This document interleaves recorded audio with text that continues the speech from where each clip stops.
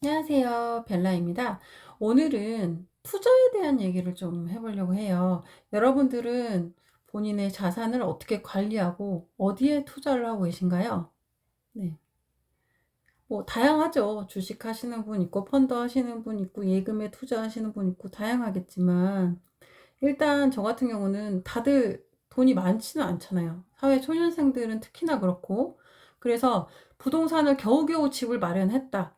그러면 이 돈을 예를 들어서 부동산에 대출을 받을 수 있는 한 최대한 받으세요. 그 금액으로 해서 투자를 하라고 건의를 드리는데 솔직히 이게 좀 리스크가 있을 수 있지만 대출도 사실 대출도 제 능력이거든요. 제 자산이라고 보거든요. 그래서 내 돈만 돈이 아니고 내가 받을 수 있는 대출도 나의 능력이고 그래서 그 돈으로 투자를 좀 하면 좋을 것 같아요. 대출 물론 대출 이자가 있죠. 하지만 뭐 돈이 없으신 분들은 뭐 대출을 받아서 조금이라도 투자를 하라고 권유를 드리고 싶고 돈이 있으신 분들은 또 투자를 하시면 되는데 우리나라 같은 경우는 거의 부동산에 대부분 자산이 들어가 있고요. 음, 주식을 요새 많이 하시긴 하시는데, 그래도 부동산 비율이 높거든요. 근데 선진국 같은 경우는, 주식에 대한 비율이 굉장히 높아요. 주식 투자를 많이 하시거든요.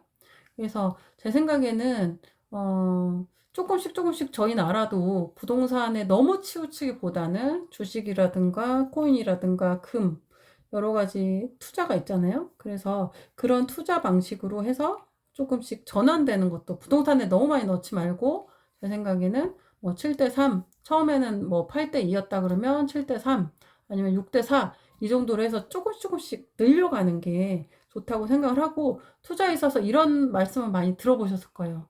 계란을 한 바구니에 담지 마라.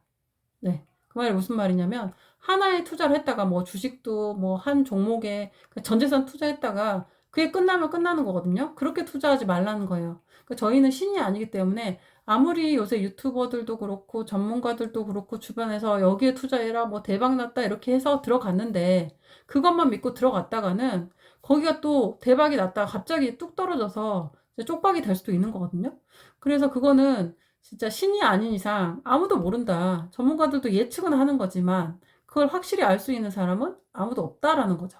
그래서 그런 말들을 믿지 마시고 본인이 뭔가 유튜브를 보고 책을 보고 본인이 판단을 하셔야 되고 일단은 그리고 그런 거에 있어서 본인이 생각을 해서 투자를 하셔야 된다는 거죠. 그리고 한 바구니에 이렇게 계란을 담지 말고 여러 바구니에 계란을 나눠라. 즉 여러 부분에서 투자를 해라. 이런 얘기겠죠? 금값이 오를 수도 있고 떨어질 수도 있고 또 펀드가 오를 수도 있고 떨어질 수도 있고 코인이 그럴 수도 있지만 그렇게 하시고 일단은 아무리 떨어지더라도 뭐 존버라고 하죠. 존 계속 버텨라는 거죠. 그래서 계속 버텨서 좀 오랫동안 기다리시는 게 중요하고요. 그래서 바로 단타로 그냥 넣었다 뺐다 넣었다 뺐다 하시는 분들이 대부분 손실이 많으세요. 그래서 조금 장기적으로 볼 필요가 있다라고 말씀드리고, 물론 이제 너무 그 위험한 것 같은 경우, 빨리 빼야 될 것 같은 경우는 빨리 빼야겠지만, 나머지는 조금 시간을 갖고 여윳돈으로 투자를 하시면 좋다. 그리고 좀 마음에 조금 부처님을 하나 가지고 계셔서 조금만 기다려 주시라. 이런 말씀을 드리고 싶고요.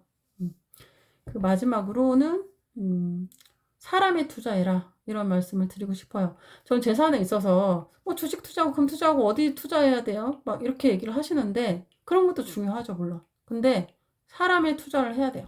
사람이라는 거는 자기 자신, 자기 자신의 능력을 키우는데 굉장히 투자를 해야 되고 뭐 자식 있으면 자식의 능력이겠죠? 사람의 능력을 키우는데 투자를 해야 된다.